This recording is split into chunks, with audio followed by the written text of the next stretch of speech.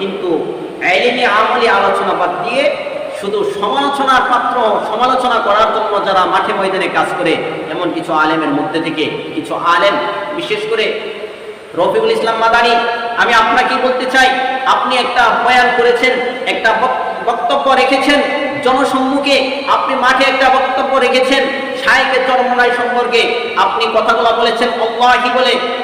শাইখে চরমনাই সম্পর্কে আপনি যে কথা উক্তিগুলা পেশ করেছেন জনসম্মুখে, আমি বলতে চাই আপনি যদি শাইখে চরমনাই সম্পর্কে কোনো কথা বলতে চান তাহলে মাঠে ময়দানে না বলে আপনি সরাসরি বলা এটা সমীচীন, এটাই উচিত। কারণ আপনার বক্তব্যের মাধ্যমে মানুষ বিভ্রান্তিতে পড়তেছে, আপনার কথার মাধ্যমে, আপনার শাইখে চরমনাই সম্পর্কে বক্তব্য দেওয়ার মাধ্যমে আজকে অনেক মানুষ, আম জনতা যারা ইসলাম আমল সম্পর্কে মাঠে ময়দানে আসে শুধু বয়ান শোনার জন্য, আপনি তাদের গীবত, পরনিন্দা, দোষ, শিকায়াতগুলা মাঠে ময়দানে না বলে